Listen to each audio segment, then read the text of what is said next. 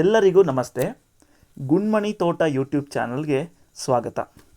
ನಮಗೆಲ್ಲ ಒಂದು ಗಾದೆ ಮಾತು ಗೊತ್ತಿದೆ, ಬೆಳೆಯುವ ಸಿರಿ ಮೊಳಕೆಯಲ್ಲಿ ಅಂತ. ಅಂದರೆ ನಾವು ಯಾವುದಾದ್ರೂ ಒಂದು ಮೊಳಕೆಯನ್ನು ಚೆನ್ನಾಗಿರೋದನ್ನು ಆಯ್ಕೆ ಮಾಡಿದ್ರೆ ಅದು ಮುಂದೆ ತುಂಬ ಚೆನ್ನಾಗಿ ಬೆಳೆದು ನಮಗೆ ಒಳ್ಳೆಯ ಫಲವನ್ನು ಕೊಡುತ್ತೆ ಅಂತ. ಹಾಗಾಗಿ ನಾವು ಯಾವುದೇ ಮೊಳಕೆಯನ್ನು ಆಯ್ಕೆ ಮಾಡುವಾಗ ಒಂದು ಉತ್ಕೃಷ್ಟವಾದ ಸಸಿಯಿಂದ, ತಾಯಿ ಮರದಿಂದ ಆಯ್ಕೆ ಮಾಡಬೇಕು. ಅದು ಎಲ್ಲದರಲ್ಲೂ ಬರುತ್ತೆ, ಸಸಿಗಳಲ್ಲಿ ಮಾತ್ರ ಅಲ್ಲ, ಎಲ್ಲ ವಿಷಯದಲ್ಲೂ ಅದು ನಮಗೆ ಅನ್ವಯ ಆಗುತ್ತೆ. ಇವತ್ತು ನಾವು ಮೋಹಿತ್ ನಗರ ಅಡಿಕೆ ಸಸಿಗಳನ್ನು ಆಯ್ಕೆ ಮಾಡೋದು ಹೇಗೆ ಅದ್ರ ಬಗ್ಗೆ ಸ್ವಲ್ಪ ತಿಳ್ಕೊಳ್ಳೋಣ. ನಾವು ಒಂದು ಸಸಿಯನ್ನು ಆಯ್ಕೆ ಮಾಡಬೇಕು, ಅದನ್ನು ಗೋಟಿನ ಬೀಜವನ್ನಾಗಿ ಆಯ್ಕೆ ಮಾಡಬೇಕಂದ್ರೆ ಆ ತಾಯಿ ಮರಕ್ಕೆ ಕನಿಷ್ಠ ಒಂದು 30 ವರ್ಷ ಆದರೂ ಆಗಿರಬೇಕು. ಗರಿಷ್ಠ 45 ವರ್ಷದ ಒಳಗಿನ ಮರವನ್ನು ನಾವು ಆಯ್ಕೆ ಮಾಡಬೇಕು. ಚಿಕ್ಕ ಸಸಿಯಿಂದ ಆಯ್ಕೆ ಮಾಡಿದ್ರೂ ಚೆನ್ನಾಗಿ ಫಲ ಬರಲ್ಲ, ತುಂಬ ವಯಸ್ಸಾದಂಥ ಸಸಿಗಳಿಂದ ಆಯ್ಕೆ ಮಾಡಿದ್ರು ಅದು ಚೆನ್ನಾಗಿ ನಮಗೆ ಕಾಯಿಯನ್ನು ಕೊಡಲ್ಲ. ಮತ್ತೊಂದು, ಸಂಪೂರ್ಣವಾಗಿರುವಂಥ ತೋಟ ಒಂದೇ ತಳಿಯ ತೋಟ ಆಗಿರಬೇಕು. ಅಂದರೆ ಮೋಹಿತ್ ನಗರ ಅಂದರೆ ಸಂಪೂರ್ಣ ಮೋಹಿತ್ ನಗರ ಆಗಿರಬೇಕು, ಮಂಗಳ ಅಂದರೆ ಸಂಪೂರ್ಣ ಮಂಗಳ ಆಗಿರಬೇಕು. ಆವಾಗ ನಮಗೆ ಈ ತಳಿಯ ಮಿಶ್ರಣ ಆಗೋದು ತಡಿಬೋದು. ನಮಗೆ ಒಳ್ಳೆಯ ಒಂದು ತಳಿಯೇ ಸಿಗುತ್ತೆ. ಮೋಹಿತ್ ನಗರ ಅಂದರೆ ಪ್ಯೂರ್ ಮೋಹಿತ್ ನಗರವೇ ಸಿಗುತ್ತೆ. ಇನ್ನೊಂದು, ತಾಯಿ ಸಸಿಗೆ ಯಾವುದೇ ರೀತಿ ಕಾಯಿಲೆ ಇರಬಾರ್ದು, ಮತ್ತು ನಿರಂತರ ಕಾಯಿ ಕೊಡುವಂಥ ಸಸ್ಯ ಅದಾಗಿರ್ಬೇಕು. ಅಂದರೆ ನಿರಂತರವಾಗಿ ಫಲ ಇರಬೇಕು. ಒಂದು ಕೊನೆ ಆದಮೇಲೆ ಮತ್ತೊಂದು ಕೊನೆ, ಮತ್ತೊಂದು ಕೊನೆ ಆದಮೇಲೆ ಮತ್ತೊಂದು ಕೊನೆ, ಈ ರೀತಿ ನಿರಂತರ ಕಾಯಿ ಕೊಡುವಂಥ ಸಸ್ಯ ಅದು ಆಗಿರಬೇಕು. ಇನ್ನೊಂದು, ನಮಗೆ ತುಂಬ ಬೇಗ ಫಲ ಬಂದಂಥ ಸಸ್ಯ ಅದು ಆಗಿರಬೇಕು. ಅಂದರೆ ಅದು ಪ್ರಾರಂಭದ ಫಲ ಕೊಡುವಾಗ ಅದು ಬೇಗ ಫಲ ಕೊಟ್ಟಂಥ ಸಸಿಗಳನ್ನು ನಾವು ಆಯ್ಕೆ ಮಾಡ್ಕೊಂಡಿರಬೇಕು. ಮತ್ತು ಈ ರೀತಿ ನೀರಲ್ಲಿ ಹಾಕಿದಾಗ ಗೋಟುಗಳು ಮೇಲ್ಮುಖವಾಗಿ ತೇಲಬೇಕು. ಇದು CPCRI ಅವರು ಸೂಚನೆ ಮಾಡುವಂಥ ಒಂದು ಅಂಶ ಆಗಿದೆ. ಈ ರೀತಿ ಮೇಲ್ಮುಖವಾಗಿ ತೇಲುವಂಥ ಸಸಿಗಳು ತುಂಬ ಒಳ್ಳೆಯದು ಅಂತ. ಹಾಗಾಗಿ ನಾವಿವತ್ತು ಒಬ್ಬರು ರೈತರ ಹತ್ರ ಹೋಗ್ಬಿಟ್ಟು ಇಷ್ಟು ಗೋಟುಗಳನ್ನು ಕೈಯಲ್ಲಿ ಆಯ್ಕೆ ಮಾಡ್ಕೊಂಡು ಬಂದಿದ್ದೀವಿ. ಅಂದರೆ ಒಳ್ಳೆಯ ಸಸಿಗಳನ್ನು ಅವ್ರು ನಮಗೆ ಗೋಟಿನ ಕಾಯಿಗಳನ್ನು ಕೊಟ್ಟಿದ್ದಾರೆ. ಆ ಗೋಟುಗಳನ್ನು ಈ ರೀತಿ ಚೀಲಕ್ಕೆ ಹಾಕಿಬಿಟ್ಟು ಮತ್ತು ಒಂದು 5-6 ದಿನ ನೀರಿನ ಬೀಳುವಂಥ ಸ್ಥಳಗಳಲ್ಲಿ, ನೆರಳು ಜಾಗದಲ್ಲಿ ಇಡಬೇಕು. ಯಾಕಂದರೆ ಅದ್ರ ಮೇಲ್ಗಡೆ ಸಿಪ್ಪೆ ಸ್ವಲ್ಪ ಮೆದುವಾಗುತ್ತೆ, ಆವಾಗ ನಮಗೆ ಅದು ಬೇಗ ಮೊಳಕೆ ಬರುತ್ತೆ. ಇಲ್ಲ ಅಂದರೆ ಅದು ಮೊಳಕೆ ಬರೋದು ತಡ ಆಗ್ಬೋದು. ಇಲ್ಲ ಅಂದರೆ ಕೆಲವೊಂದು ಸಲ ಅದು ಅಲ್ಲೇ ಕಣ್ಣು ಕೊಳೆತು ಹೋಗ್ಬೋದು, ಹೆಚ್ಚು ದಿನ ನಾವು ಅದನ್ನು ಮಣ್ಣಲ್ಲಿಟ್ಟಾಗ. ಸೊ ಈಗ ಈ ರೀತಿ ಮಾಡಿ, ಈಗ ನೋಡಿ, ಈಗ ಗೋಣಿ ಚೀಲದಲ್ಲಿ ತುಂಬಿದ್ದೀವಿ, ಇದಕ್ಕೆ ನಾವು ನೀರನ್ನು ಸಿಂಪಡಣೆ ಮಾಡ್ತಾ ಇರ್ತೀವಿ. ಮತ್ತು ಇದನ್ನು ಒಂದು 5-6 ದಿನಗಳವರೆಗೆ ಗಮನಿಸ್ತಾ ಇರ್ತೀವಿ. ಯಾಕಂದರೆ ಕೆಲವೊಂದು ಸಲ ಇಲಿಗಳ ಕಾಟ ಇರುತ್ತೆ, ಇಲ್ಲಾಂದರೆ ಇರುವೆಗಳು ಬರುತ್ತೆ. ಯಾಕಂದರೆ ಅದು ಅಡಿಕೆ ಸ್ವಲ್ಪ ಕೊಳೆತಾಗ ಅದರಲ್ಲಿ ಸಿಹಿ ಅಂಶಗಳು ಅಥವಾ ಹುಳಗಳ ಮೊಟ್ಟೆ ಇಡುವಂಥದ್ದು, ಹುಳ ಪ್ರಾರಂಭ ಆಗುತ್ತೆ. ಕೆಲವೊಂದು ಸಲ ಹುಳಗಳು ಆಗುತ್ತೆ, ಚಿಕ್ಕ ಚಿಕ್ಕ ಹುಳಗಳು, ಅದನ್ನು ತಿನ್ನೋದಕ್ಕಂತ ಇರುವೆಗಳೆಲ್ಲ ಬರ್ತವೆ. ಸೊ ಸ್ವಲ್ಪ ಇದನ್ನು ಗಮನಿಸ್ತಾ ಇರಬೇಕು.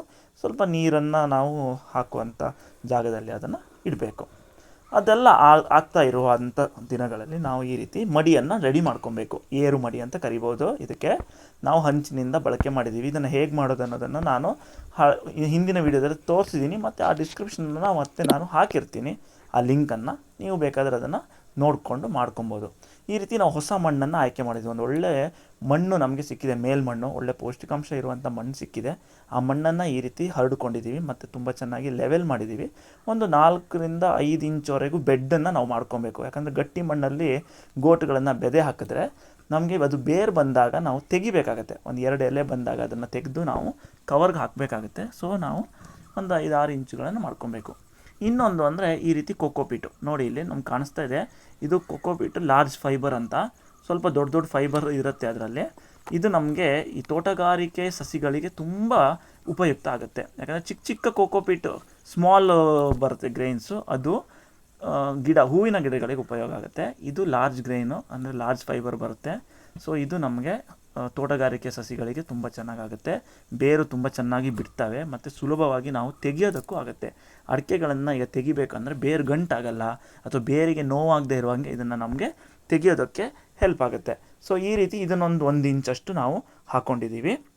ಇದು ಹಿಂದೂಸ್ತಾನಿ ನ್ಯಾಚುರಲ್ ಪ್ರಾಡಕ್ಟ್ ಅಂತ ಕೋಟೇಶ್ವರದಲ್ಲಿ ಒಬ್ಬರು ಹಿಂದೂಸ್ತಾನಿ ನ್ಯಾಚುರಲ್ ಪ್ರಾಡಕ್ಟ್ಸ್ನ ಮಾಡ್ತಾರೆ, ಅಲ್ಲಿ ಸಿಗುತ್ತೆ. ಸೊ ನೀವು ಅದನ್ನು ಅಲ್ಲಿಂದ ಪರ್ಚೇಸ್ ಮಾಡ್ಬೋದು. ನಾನು ಅವ್ರದ್ದು ಕಾಂಟ್ಯಾಕ್ಟ್ ನಂಬರ್ ಹಾಕಿರ್ತೀನಿ. ಅದಾದಮೇಲೆ ನಾವು ಏನು ಹಾಕಿದ್ದೀವಪ್ಪ ಅಂದರೆ ಗೊಬ್ಬರವನ್ನು ಈ ರೀತಿ ಹಾಕಿದ್ದೀವಿ. ಯಾಕೆ ಗೊಬ್ಬರವನ್ನು ಹಾಕಬೇಕು ಅಂದರೆ, ಹೊಸದಾಗಿ ಬೇರು ಬಂದಂಥ ಅಡಿಕೆಗಳಿಗೆ ಒಳ್ಳೆ ಪೌಷ್ಟಿಕಾಂಶ ಸಿಕ್ಕಿದಾಗ ತುಂಬ ಚೆನ್ನಾಗಿ ಅದು ಬೆಳೀತವೆ. ಅಂದರೆ ಪ್ರಾರಂಭದ ಬೆಳವಣಿಗೆ ತುಂಬ ಚೆನ್ನಾಗಿ ಬರೋದ್ರಿಂದ ನಮಗೆ ಒಳ್ಳೆ ಗಿಡಗಳು ಮುಂದೆ ಸಿಗುತ್ತೆ. ಹಾಗಾಗಿ ಈ ರೀತಿ ಗೊಬ್ಬರವನ್ನು ಹರಡ್ಕೊಂಡಿದ್ದೀವಿ. ಇದು ಮಣ್ಣು ಮಿಶ್ರಿತ ಗೊಬ್ಬರ ಆಗಿದೆ. ಸ್ವಲ್ಪ ಮಣ್ಣು ಅಂದರೆ ಹೊಯ್ಗೆ ಮಣ್ಣು ಮಿಕ್ಸ್ ಮಾಡ್ಕೊಂಡಿದ್ದೀವಿ. ಅದ್ರ ಜೊತೆಯಲ್ಲಿ ಹಟ್ಟಿಯ ಗೊಬ್ಬರವನ್ನು ಹಾಕ್ಕೊಂಡಿದ್ದೀವಿ. ಈ ರೀತಿ ತೆಳ್ಳಗೆ ಅದನ್ನು ಹರಡಿದ್ದೀವಿ. ಇದ್ರ ಮೇಲೆ ಈಗ ಹೊಸದಾಗಿ ನಾ ಏನು ಅಡಿಕೆ ಇದೆ ಅದನ್ನು ಇದ್ರ ಮೇಲೆ ನಾವು ನಾಟಿಯನ್ನು ಮಾಡ್ತೀವಿ. ಈಗ ನೋಡಿ 7 ದಿನಗಳಾಗಿರುವಂಥ ಅಡಿಕೆ ನಮಗಿಲ್ಲಿ ಕಾಣಿಸ್ತಾ ಇದೆ. ಇದರದ್ದು ಸಿಪ್ಪೆ ಮೆದುವಾಗಿದೆ. ಈಗ ನೆಡೋದಕ್ಕೆ ಸೂಕ್ತವಾದ ಸಮಯ ಇದು. ನಾವೀಗ ಏನು ಮಾಡ್ತೀವಿ, ಈ ರೀತಿ ಒಂದೊಂದಾಗಿ ನೆಡ್ಕೊಂಡು ಹೋಗ್ತೀವಿ. ಅರ್ಧ ನೆಟ್ಟಿದ್ದೀವಿ. ಈಗ ಇಲ್ಲಿ ನಮಗೆ 1 ಇಂಚು 1.5 ಇಂಚಷ್ಟು ನಾವು ಸ್ಥಳವನ್ನು ಗ್ಯಾಪನ್ನು ಕೊಡ್ತೀವಿ. ಯಾಕಂದರೆ ಬೇರುಗಳನ್ನು ಮತ್ತು ಬಿಡಿಸೋದಕ್ಕೆ ನಮಗೆ ಸುಲಭ ಆಗುತ್ತೆ. ಅದು ಮೊಳಕೆ ಬಂದಾದಮೇಲೆ ನಾವು ಅದನ್ನು ತೆಗೆದು ಕವರ್ಗೆ ಹಾಕೋದಿರುತ್ತೆ. ಆ ಕವರ್ಗೆ ಹಾಕುವಾಗ ನಮಗೆ ಸುಲಭವಾಗಿ ತೆಗೆಯೋದಕ್ಕಾಗುತ್ತೆ. ಈ ರೀತಿ ಅಡಿಕೆಗಳನ್ನು ನೋಡ್ಬೋದು. ತುಂಬ ದೊಡ್ಡ ಗಾತ್ರದ ಅಡಿಕೆಗಳಿದೆ. ತುಂಬ ಚೆನ್ನಾಗಿರುವಂಥ ಮೋಹಿತ್ ನಗರ ತಳಿ ನಮಗೆ ಅವರು ಕೊಟ್ಟಿದ್ದಾರೆ. ಹಾಗಾಗಿ ನಾವು ಆ ರೈತರಿಗೆ ತುಂಬ ಆಭಾರಿಯಾಗಿದ್ದೇವೆ. ಈ ರೀತಿ ನಾವು ನೆಟ್ಟಿದ್ದೇವೆ. ಹೆಚ್ಚು ಅಡಿಗಡೆ ಹುಗಿಯುವಂಥದ್ದೇನಿಲ್ಲ, ಮೇಲ್ಗಡೆ ಇಟ್ಕೊಂಡು ಹೋಗೋದಿರುತ್ತೆ. ಇಟ್ಬಿಟ್ಟು ಆದಮೇಲೆ ನಾವು ಇದ್ರ ಮೇಲೆ ಮತ್ತೆ ಮಣ್ಣು ಹಾಕೋದಿರುತ್ತೆ. ಅಡಿಕೆ ಸಂಪೂರ್ಣವಾಗಿ ಮುಚ್ಚುವಷ್ಟು ಮಣ್ಣನ್ನು ಇದ್ರ ಮೇಲೆ ನಾವು ಹಾಕಬೇಕಾಗತ್ತೆ. ಈ ರೀತಿ ಒಂದಾಗಿ ಒಂದು ನಾವು ನೆಟ್ಕೊಂಡು ಹೋಗ್ತೀವಿ. ಇಲ್ಲಿ ನೋಡಿ, ಈಗ ಒಂದಿಷ್ಟು ಅರ್ಧ ಜಾಗವನ್ನು ನೆಟ್ಟಿದ್ದೇವೆ.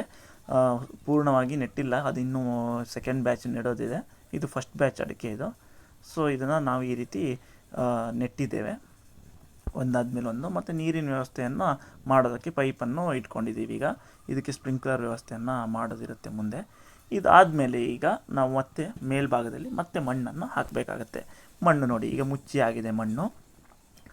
ಈ ಮಣ್ಣನ್ನು ಒಂದು 2 ಇಂಚು ಅಷ್ಟು ಮೇಲೆ ಬರುವಷ್ಟು ಮಾತ್ರ ಹಾಕಬೇಕು. ಜಾಸ್ತಿ ಅಡಿಗಳೇನೂ ಹೋಗಬಾರ್ದು ಮತ್ತು ಹೆಚ್ಚು ಕಡಿಮೆ ಮಣ್ಣು ಹಾಕಬಾರ್ದು. ಒಂದಿಷ್ಟು ಗೋಟು ಮುಚ್ಚುವಷ್ಟು ಮಣ್ಣನ್ನು ಈ ರೀತಿ ನಾವು ಹಾಕಬೇಕಾಗತ್ತೆ.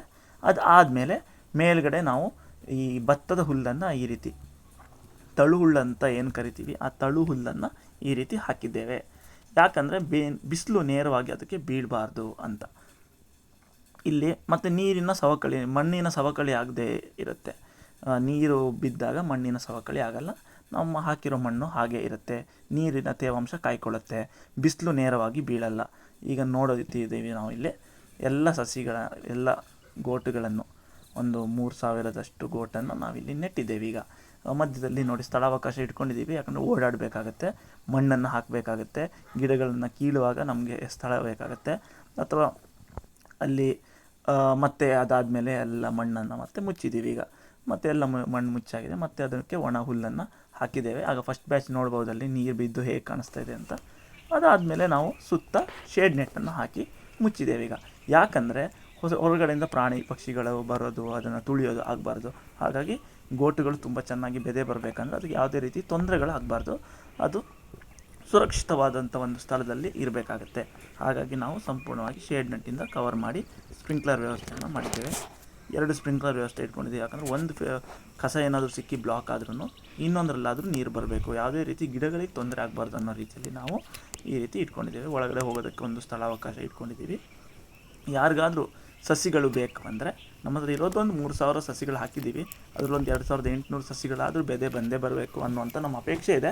ಯಾರಿಗಾದರೂ ಮೋಹಿತ್ ನಗರ ಸಸಿ ಬೇಕಾದರೆ ನೀವು ನನ್ನನ್ನು ಸಂಪರ್ಕ ಮಾಡ್ಬೋದು. ಯಾಕಂದರೆ ಇದನ್ನು ಒಳ್ಳೆ ಸಸಿಗಳು ಆರ್ಗ್ಯಾನಿಕ್ ಆಗಿ ಮಾಡಿದ್ದೀವಿ. ಯಾವುದೇ ಕೆಮಿಕಲ್ ಏನೂ ಹಾಕಿಲ್ಲ. ಒಳ್ಳೆ ಸಸಿಗಳು. ನಮ್ಮ ತೋಟಕ್ಕೂ ನಾವು ಇದನ್ನೇ ಬಳಸ್ತೀವಿ. ಹಾಗಾಗಿ ಯಾರಾದರೂ ಸಂಪರ್ಕ ಮಾಡ್ಬೋದು.